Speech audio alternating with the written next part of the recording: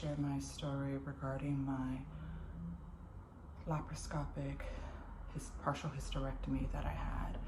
I am now 4 days post-op, and so far so good. The pain is still it's there, but it's not horrible. I have a heating pad with me right now, and just wanted to share a little bit about my journey because I've came across so many amazing videos on YouTube with regards to a laparoscopic surgery, and I wanted to share mine as well because I found that it was helpful to hear from others, and everybody's story is different, and well, this might be a help for someone later down the line. So just to start off a little bit about myself, I work from home currently, so that is a good thing. But the reason for me having this laparoscopic partial hysterectomy was because I've been having a lot of medical issues. Last year in October, I went to my gynecologist, and I knew my fibroids were back. Back up a little bit more. 10 years ago, I had a myomectomy, so where they cut you open from one end to another, pull up the uterus and remove the fibroids that are attached. Back then, my fibroids were really small. Maybe I had about 4 or 5 that were 6 to 7 centimeters in size. And the reason for me having that surgery was because one of the fibroids was actually pushing on my bladder.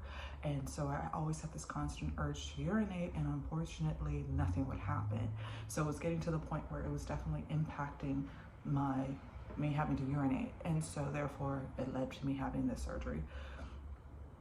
Fast forward to where we are now in 2021 to 2022, and I went to my doctor for to talk to her about my fibroids, and I just wanted to get them measured and see where they were at. I had an ultrasound done, with the good old-fashioned wand ultrasound, and the technician was not able to see a lot. So what they did is they scheduled me for an MRI, and from that MRI it was determined I had a lot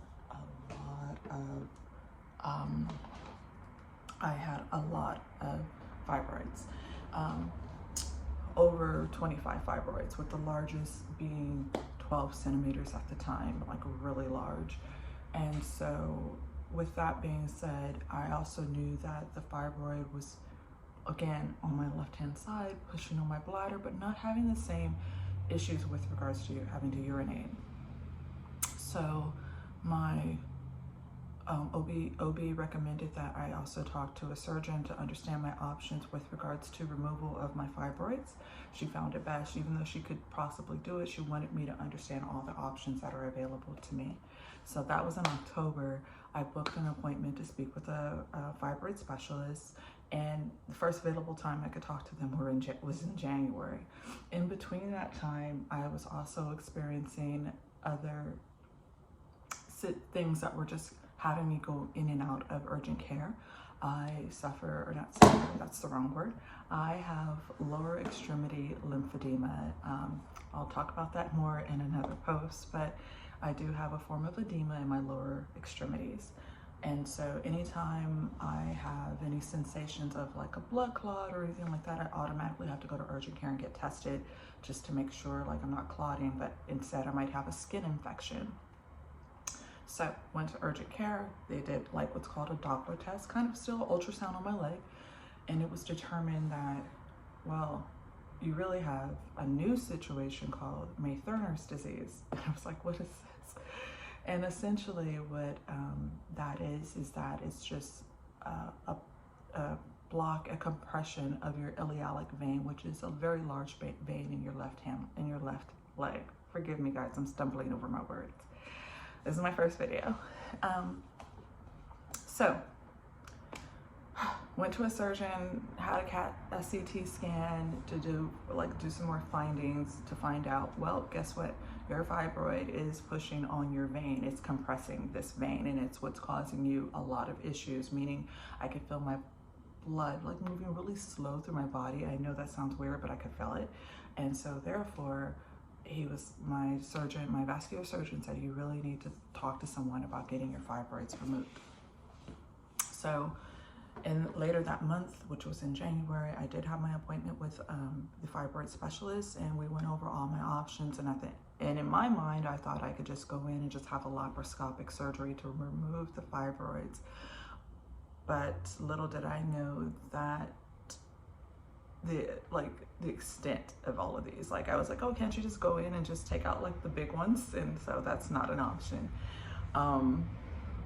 Silly me. But instead, after reviewing all my options, it was determined that I definitely needed a partial hysterectomy, which really made me sad because I am child-free and that is by choice. However, still within my years of where I can still have kids, it's been something that's been taken away from me. So it took a lot for me to process that information. And even during the consultation, I kind of like had a moment and like started breaking down crying with the surgeon.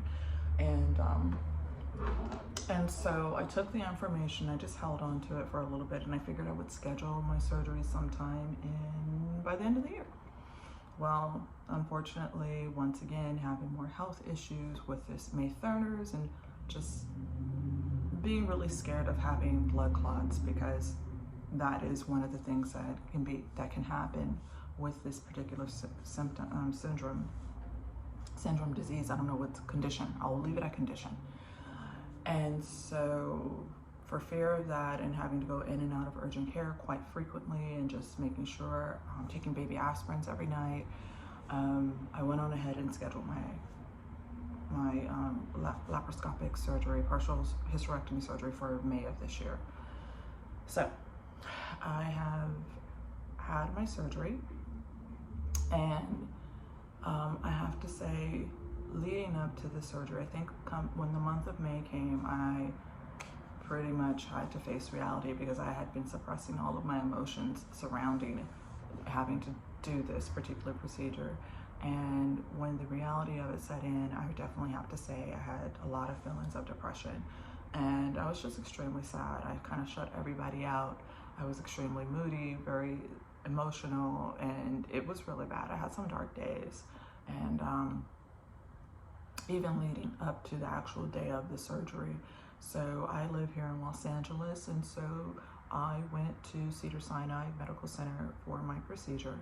And I have to say, like, the care that I received was amazing from top to bottom, from beginning to end. I had the absolute best care. So from the moment that I walked in, I finished filling out a few more check-in forms, and they called me back,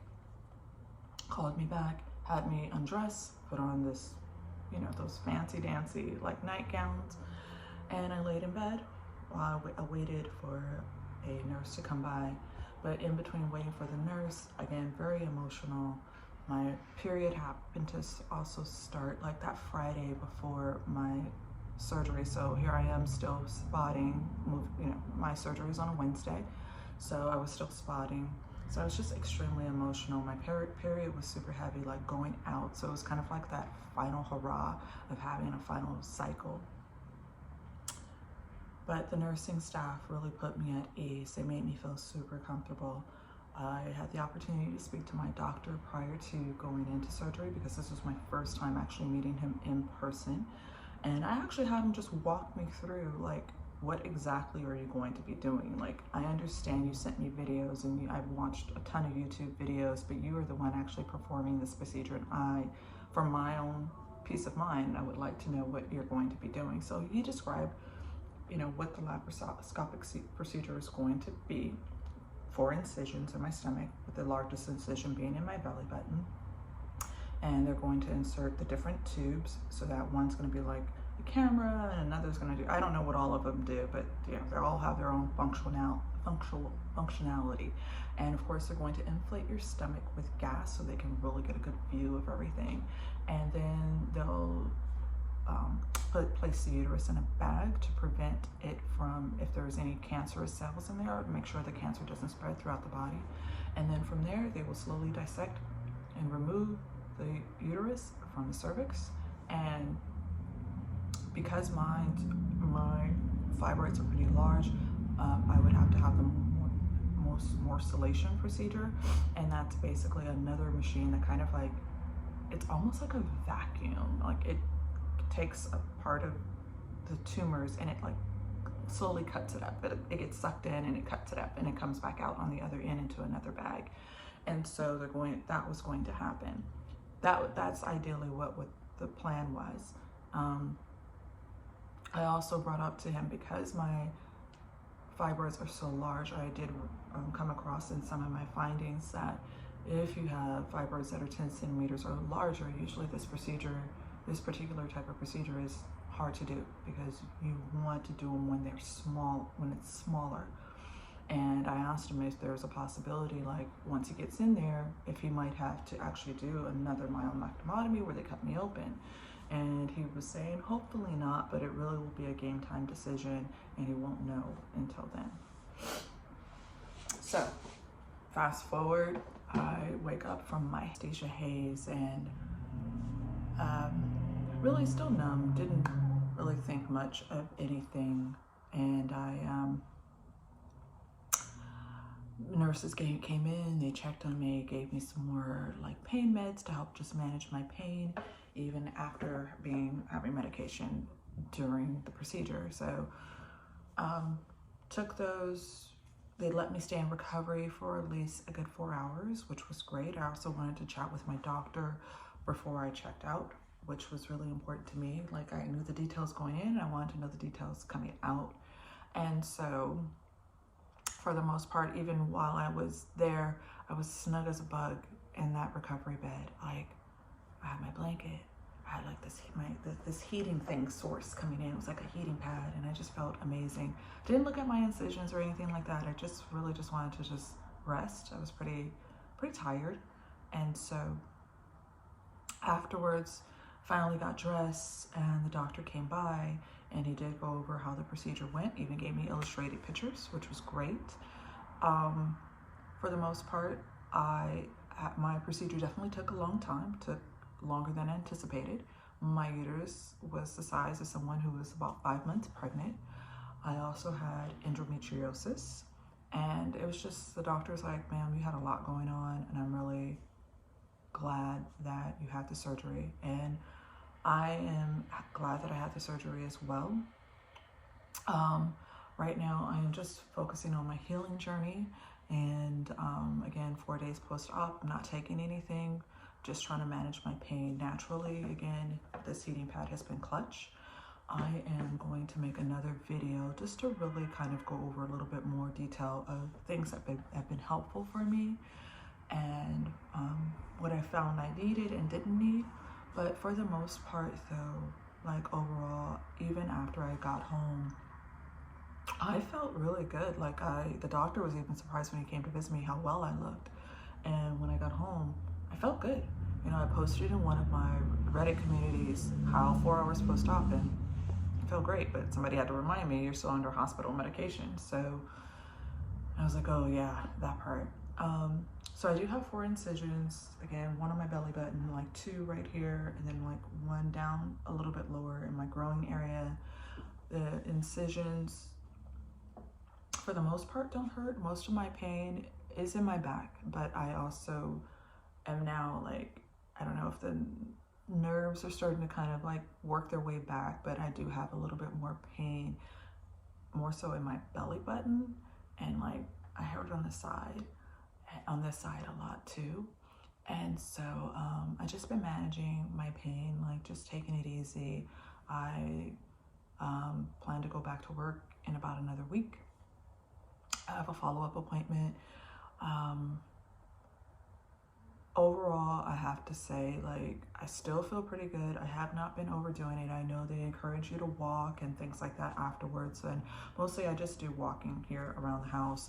I just try not to overdo it and be mindful of my body. That was one of the things that the doctor said. Just, you know, recovery is really up to you and your body. Like, just listen to your body and what it allows you to do.